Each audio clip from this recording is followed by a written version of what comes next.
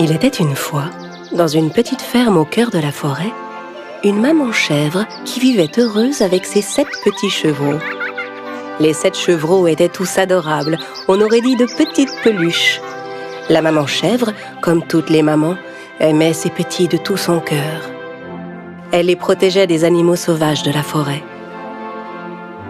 Un jour, avant de quitter la maison pour aller chercher de quoi manger dans les bois, elle fit venir ses petits chevreaux auprès d'elle. « Mes chers petits, je vais dans la forêt. N'ouvrez la porte à personne. Si le loup parvenait à entrer, il ne ferait de vous qu'une bouchée. Il est très rusé. Il est capable de prendre toutes sortes de déguisements pour vous tromper. Alors, comment est-ce qu'on va le reconnaître ? Le loup a une grosse voix. Moi, j'ai une voix douce.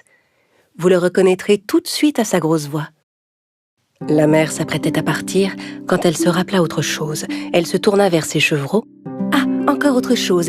Les pattes du loup sont noires. Les miennes sont blanches. Vous pouvez le reconnaître à ses pattes. » « Ne t'en fais pas, maman. On sait se protéger, tu sais. Tu peux compter sur nous, maman. » La mère embrassa chacun de ses petits et partit dans les bois. Mais le loup les avait épiés de loin. Quand il vit la chèvre partir, il attendit un instant. Puis il s'approcha de la maison et frappa à la porte.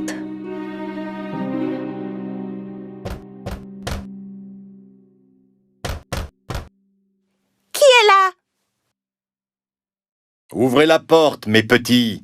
C'est votre maman, je vous rapporte de la bonne nourriture. Mais les chevreaux reconnurent immédiatement la grosse voix du loup. Sans ouvrir la porte, ils crièrent « Tu n'es pas notre mère!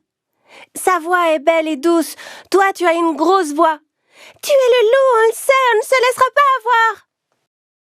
avoir! » Le loup était furieux de ne pas avoir réussi à duper les chevreaux. Il alla acheter un morceau de craie dans un magasin et le mangea.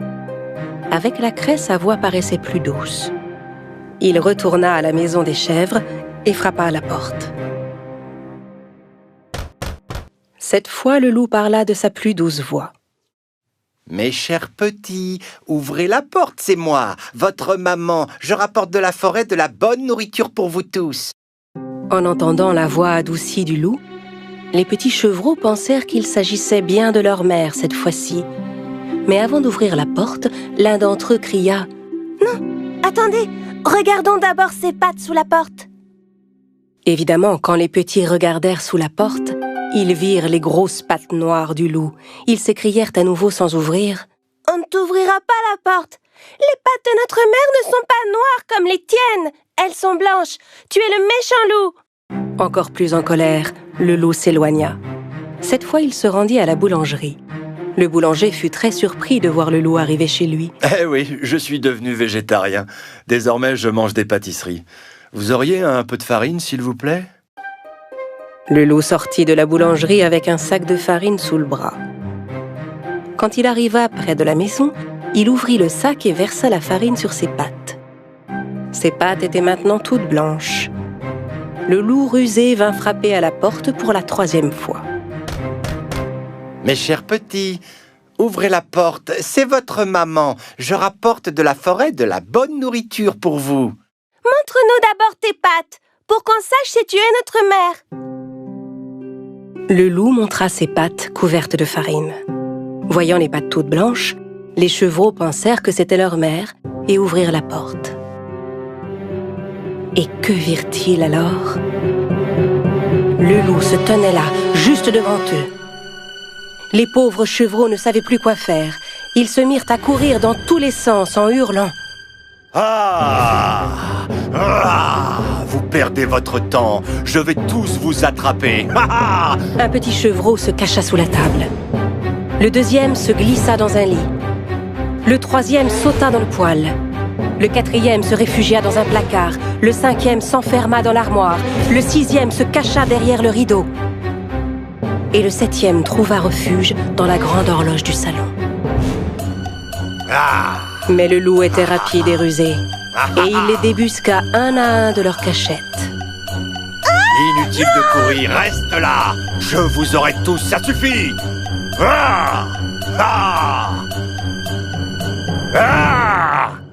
Le seul qu'il n'avait pas trouvé était celui caché dans l'horloge. Mais comme il était rassasié, il renonça à le chercher et s'en alla. Il y avait une grande clairière à quelques mètres de la maison. Le loup alla s'allonger sous un arbre pour y faire la sieste. Il se mit à ronfler.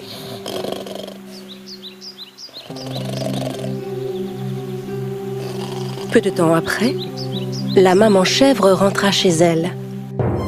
Dès qu'elle vit la porte ouverte, elle sut qu'il était arrivé quelque chose et se précipita vers la maison. Oh, mes chevreaux! Oh! En entrant dans la maison, elle fut prise d'un choc. Les tables et les chaises étaient renversées, les rideaux arrachés, les lits sans dessus-dessous, les draps et les oreillers traînaient par terre.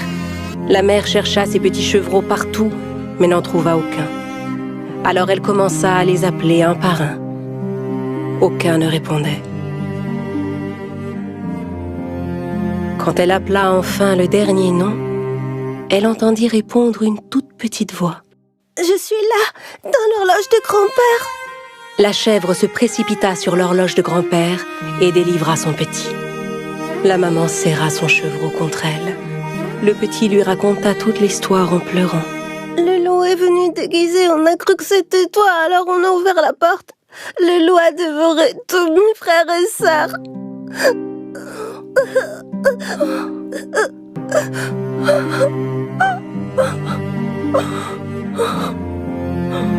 La mère était bouleversée.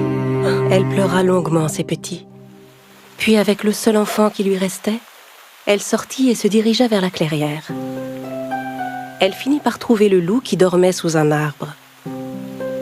Il ronflait si fort qu'il en faisait trembler les branches.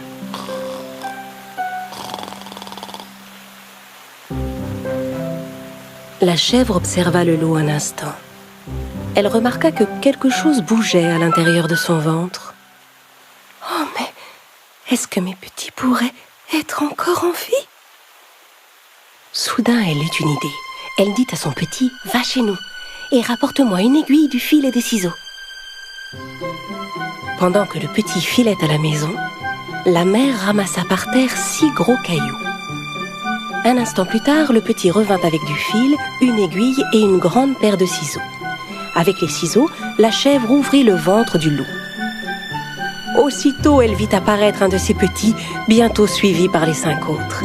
Ils étaient tous sains et saufs. La maman avait enfin retrouvé la joie, et les petits se serrèrent contre elle avec bonheur.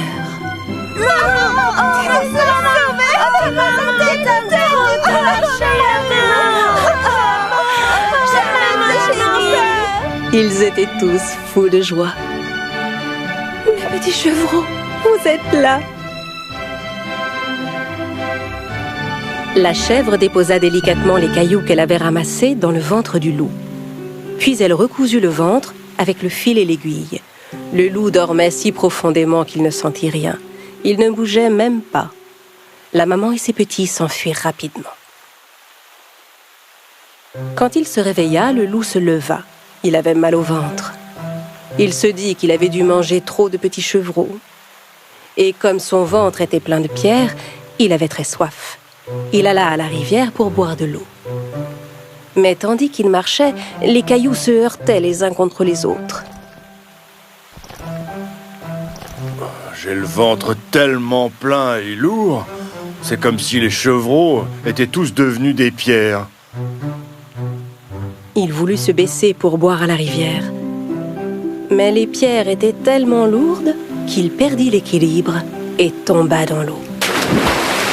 Oh, à l'aide! Vite, quelqu'un! Au secours, je me noie! Venez m'aider! Oh! Il avait beau appeler à l'aide, personne ne vint le secourir.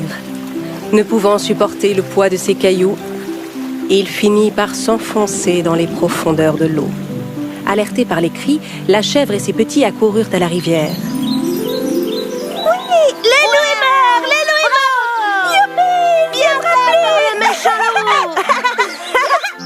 Main dans la main, ils se mirent à sauter et à danser tous ensemble. À partir de ce jour, La chèvre et ses petits vécurent heureux et en paix dans leur petite maison au cœur de la forêt. Il était une fois 3 petits cochons qui vivaient avec leur mère dans une petite maison. Le temps était venu pour eux de quitter la maison et d'apprendre à vivre seuls.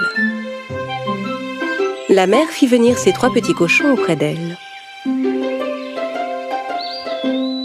« Mes chers petits, vous êtes devenus grands maintenant, il faut partir et découvrir le monde. Pour vous, une nouvelle vie commence. Mais n'oubliez pas, quoi que vous fassiez dans ce monde, faites-le du mieux que vous pouvez. Ce sera la meilleure manière pour vous de rester sains et saufs. » Dans un mélange de tristesse et d'excitation, les 3 petits cochons dirent au revoir à leur mère et se mirent en chemin. Après avoir marché un moment, ils trouvèrent un terrain dégagé où ils pourraient construire leur maison.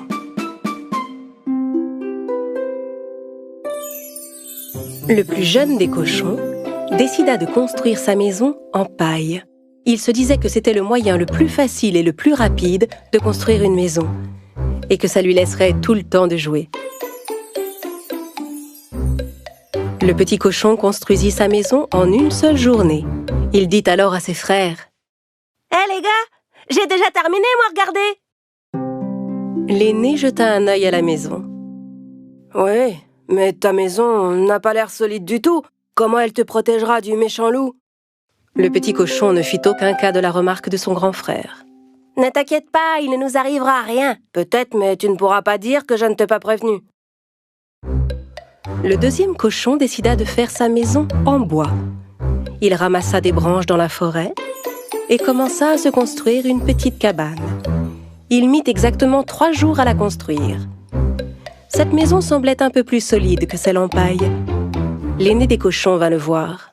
« Mon cher petit frère, j'ai vu que tu avais bien travaillé pendant ces 3 jours, mais ta maison n'a pas l'air du tout solide. Comment elle te protégera du méchant loup ?» Le cadet répondit à son frère: « Ne t'en fais pas, cette maison est vraiment sûre. »« Peut-être, mais tu ne pourras pas dire que je ne t'ai pas prévenu. » Pendant que les 2 plus jeunes petits cochons s'amusaient et se reposaient dans leur toute nouvelle maison, l'aîné, lui, ne cessait de travailler. Il avait entrepris de construire sa maison en pierre et en briques. Ses 2 petits frères ne voyaient pas l'intérêt de faire autant d'efforts. Ils passaient leur temps à jouer et à se distraire.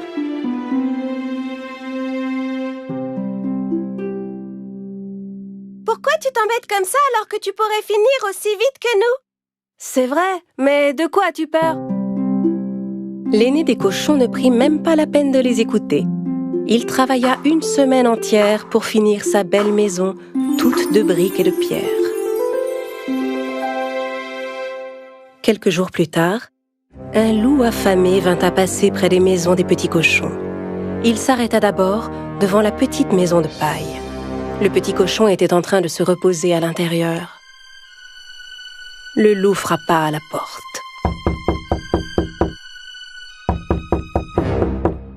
Ouvre cette porte et laisse-moi entrer. Sinon, j'inspirerai à fond, gonflerai mes poumons et soufflerai ta maison. Tu ne peux rien me faire. Ma maison est bien assez solide. Alors le loup inspira à fond, gonfla ses poumons et souffla la maison. Heureusement, le petit cochon réussit à s'échapper. Il courut aussi vite qu'il put jusqu'à la maison en bois de son frère.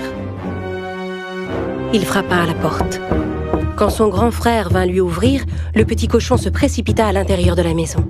« Ferme la porte, ou le loup va entrer !»« Ne t'inquiète pas, il ne peut rien nous faire dans cette maison. » Au bout de quelques instants, le loup arriva devant la cabane du deuxième cochon et lui cria: « Ouvre cette porte et laisse-moi entrer.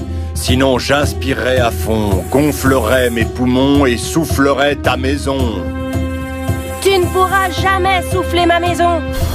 Alors le loup inspira à fond, gonfla ses poumons et souffla la maison. Les deux petits cochons échappèrent de justesse au loup et coururent se réfugier dans la maison de leur grand frère. « Ah, grand frère, le loup vient par ici, qu'est-ce qu'on va faire ?» L'aîné répondit alors d'un air assuré: « Ne vous en faites pas, le loup ne peut pas entrer dans cette maison. » Au bout de quelques instants, Le loup affamé arriva devant la maison du troisième cochon, faite de briques et de pierres. Il cria derrière la porte. « Ouvre cette porte et laisse-moi entrer, sinon j'inspirerai à fond, gonflerai mes poumons et soufflerai ta maison. » « Essaie toujours, méchant loup, tu ne pourras jamais entrer !» Le loup était très en colère.